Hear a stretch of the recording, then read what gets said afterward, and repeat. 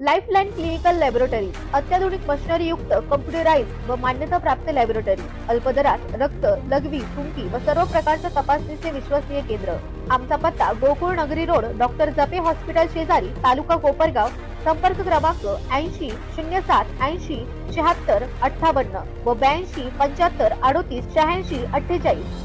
कोपरगावमध्ये वाढलेली गुन्हेगारी आणि अवैध धंदे तात्काळ बंद व्हावे, गोळीबार प्रकरणातील जखमींनी नावे घेतलेल्या इस्मांवर गुन्हा दाखल व्हावा या मागणीसाठी युवा नेते विवेक कोल्हे यांच्या मार्गदर्शनाखाली कोल्हे गटाच्या वतीने आज सकाळपासून शहरातील छत्रपती शिवाजी महाराज स्मारक नजीक आमरण उपोषणास सुरुवात करण्यात आली होती। मात्र डीवायएसपी शिरीष वमने यांनी दिलेल्या ठोस आश्वासनानंतर सायंकाळच्या सुमारास सदर उपोषण मागे घेण्यात आले आहे। दरम्यान यावेळी डीवायएसपी शिरीष वमने, पोलीस निरीक्षक भगवान मथुरे यांनी विवेक कोल्हे व उपोषणकर्त्यांची सविस्तर चर्चा केली। त्यानंतर डीवायएसपी शिरीष वमने यांच्या ठोस आश्वासनानंतर उपोषण मागे घेण्यात आले आहे। यावेळी उपोषणकर्त्यांनी डीवायएसपी शिरीष वमने यांना निवेदन दिले आहे। या प्रसंगी कोल्हे गटाचे पदाधिकारी, कार्यकर्ते मोठ्या संख्येने उपस्थित होते।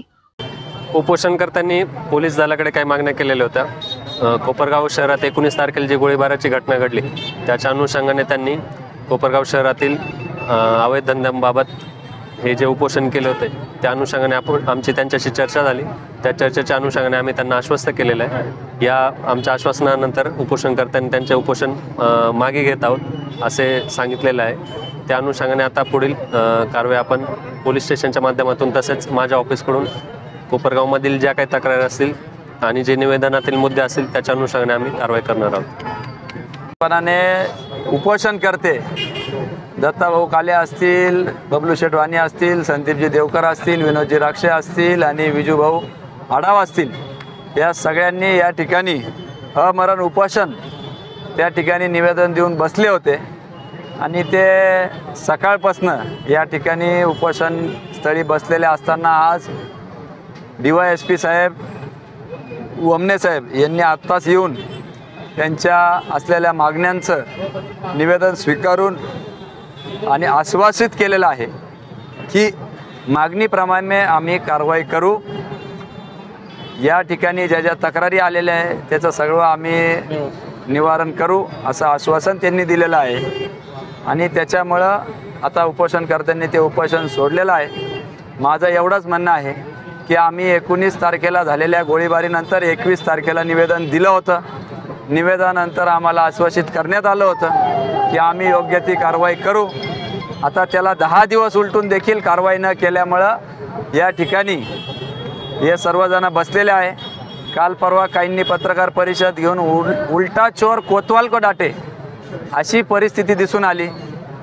ज्यांच्या आमदारांच्या शहर अध्यक्षाच्या पुतण्याच त्या ठिकाणी आर्म्स ॲक्ट खाली ठाण्या इथं त्या ठिकाणी अटक झालेली होती किंवा केस झालेली होती। त्याचप्रमाणे दिवसभरात हे ज्यावेळेस या ठिकाणी उपोषणाला बसले तसे अनेक सर्वसामान्य नागरिक अक्षरशः तक्रारींचा पाढा घेऊन या ठिकाणी आले। चेन स्नॅचिंगचे प्रकार माझ्यामध्ये आपल्यातले काही लोकांनी 3 महिन्यापूर्वी बातमी लावली होती। चेहरा दिसतोय, अनेकांना तो कुठं राहतो याची देखील कल्पना आहे, तरी देखील 3 महिन्यात 1.5 तोळे सोनं त्या महिलेचं चोरी गेलं होतं तरी अद्याप तपास लागलेला नाही। काही महिन्यांपूर्वी बस स्टँडवर चोरीला गेला। असे अनेक सर्वसामान्य तक्रारीचे पाढा या ठिकाणी घेऊन आले होते, कुठली कारवाई त्याच्यावर झालेली नाही आहे। 18-17 वर्षाचे युवक त्या ठिकाणी गुन्ह्यामध्ये आढळून येत आहे। काल देखील आपल्याच इथे एक गावठी कट्टा त्या ठिकाणी सापडला गेला। काही महिन्यांपूर्वी त्या ठिकाणी गुन्ह्याच्या आरोपामध्ये आत असलेले युवक सुटले, ते काल परवा नाशिक येथील चोरीच्या आरोपामध्ये दरोड्यात पुन्हा अटकले गेले। असं सातत्याने गेल्या 4-5 वर्षामध्ये आपण जर बघितलं तर मोठ्या प्रमाणात गुन्हेगारी वाढलेली आहे। कुठंतरी लोकप्रतिनिधींचा वचक त्या ठिकाणी नाही, कुठंतरी सारवासारव करण्याचा प्रयत्न कार्यकर्ते केविळवाणी करत आहे। अजूनही लोकप्रतिनिधींनी या गोष्टींवर ब्रश शब्द काढलेला नाही। त्यांच्या स्वतःच्या पक्षाचे पदाधिकारी त्या गंभीर स्वरूपाच्या गुन्ह्यामध्ये अडकलेले असताना एक कारवाई नसली होत। ज्यांची गोळीबार ज्यांच्यावर झाली त्यांना 5 गोळ्या मारण्यात आल्या, 3 गोळ्या लागल्या, 2 कमरेला, 1 छातीला.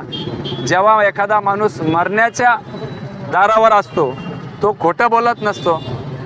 त्यांनी मरण्याच्या दारात असताना त्यांनी व्हिडिओ काढून त्या ठिकाणी सांगितलं की इतर आमदाराचे PA आणि आमदाराचे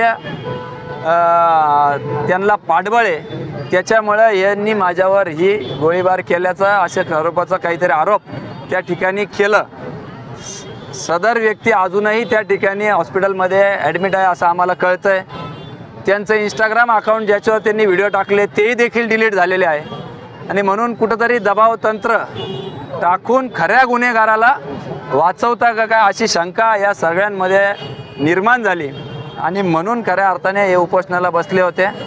एक चांगली बाब आहे, प्रशासनाने कुठलाही राजकीय दबावाला बळी न पडता जनतेच्या आवाजाला ऐकलेलं आहे. लोकशाहीचा विजय झालेला असं मी एका दृष्टिकोनातून म्हणतो. कारण की त्यांनी आश्वासित केलेलं आहे की ह्या निवेदनामध्ये दिल्याप्रमाणे आमदारांच्या स्वीय सहाय्यकावर किंवा आमदारांवर किंवा इतर कोणावरही गंभीर स्वरूपाचे जे काही आरोप झालेले आहे त्याची सखोल चौकशी करू असं त्यांनी आम्हाला आश्वासित केलेलं आहे. त्याबद्दल मी DYSP वमने साहेब असतील, त्यांचे सहकारी असतील, त्यांचेही देखील आभार मानतो. पण निपक्षपणे या चौकशी व्हावी हीच सर्वसामान्य कोपरगावकरांच्या वतीने मी विनंती करतो. धन्यवाद.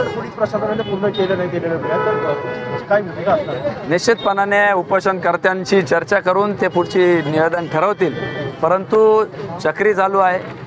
शाळेचे कॉलेजचे मुलं त्या चक्री खेळायला जाता, लाखोचा अपवार त्या ठिकाणी होतो आहे.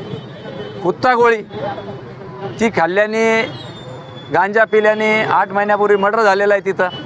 त्याच्यामुळे या सगळ्या घटना बघता ही कोपरगावची संस्कृती नाही. याच्यात कुठलंही राजकारण आम्ही आणू इच्छित नाही.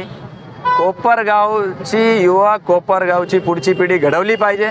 याच्या करता सगळ्यांनी संयुक्त प्रयत्न केला पाहिजे. हा एक चांगला भावना असल्या कारणास्तव आज व्यापारी महासंघ, काका कोयटे साहेब असतील किंवा विजू शेठ बंब ज्येष्ठ नागरिक मंच असतील, राजेंद्र डागा असतील किंवा सुधीर डागा असतील किंवा इतर त्यांचे सहकारी असतील व्यापाऱ्यांचे, सगळ्यांनी आपल्याला या ठिकाणी पाठिंबा दिला आहे. एवढंच नव्हे तर राजकीय पक्ष RPI असतील, शिवसेना असतील, दोन्ही गट असतील शिवसेनेचे किंवा त्या ठिकाणी बसपा असेल, या सगळ्यांनीच या चांगल्या एक सामाजिक कार्यासाठी या ठिकाणी पाठबळ दिल्याचं दिसून आलं आहे. मी या निमित्ताने त्या सगळ्या कोपरगावकरांचा देखील विशेष आभार मानू इच्छितो की त्यांनी चांगल्या पद्धतीने प्रतिसाद या उपोषणकर्त्यांना दिला. धन्यवाद. मला असं वाटतंय की कुठंतरी त्यांनी त्यांचाच तपास करून घेण्याची खरं तर वेळ आलेली आहे. कारण की त्यांना सोडून आणि त्यांच्या बगलबच्च्यांना सोडून कोणालाच 3,000 कोटी, मला कोणतरी काल परवा सांगितलं की 3,000 नाही आता 3,500 झालेलं आहे. एवढ्या फास्ट ज्या पद्धतीने हे होत आहे तर हे आम्हालाही सांगण्याची गरज नाही. मला माहितीप्रमाणे आता ठिकठिकाणी जागोजागी लोकच उठाव करत आहे. आज पुंतांब्या फाट्यासारख्या ठिकाणी अक्षरशः काही लोकांनी, मला जी माहिती कळती आहे की मुंडन केलं आणि 3,000 कोटीचं त्या ठिकाणी श्राद्ध पिंडदान त्या ठिकाणी केलेलं आहे. हा उद्रेक आहे. आणि अजूनही जर ते या आविर्भावात असतील की मी खूप कामं आणले विरोधकांना कावीळ झाली आहे का काय, तर मला त्यांच्यावर क्यू येते. त्यांनीच त्यांचे डोळे तपासावं आणि त्या डोळ्यांनी त्यांना कसं काय 3,000 कोटीचा विकास दिसतोय 3,500चा, हाच खरं कोपरगावकरांना पडलेला प्रश्न आहे. या उलट आम्ही म्हणतोय की आम्हीच निवेदन देऊ इच्छितो पोलीस स्टेशनला की तो विकास हरवला आहे, तो कुठंतरी आम्हाला शोधून द्या. 3,500-600 कोटीचा विकास कुठं आहे, हा सर्वसामान्य कोपरगावकरांना पडलेला प्रश्न आहे.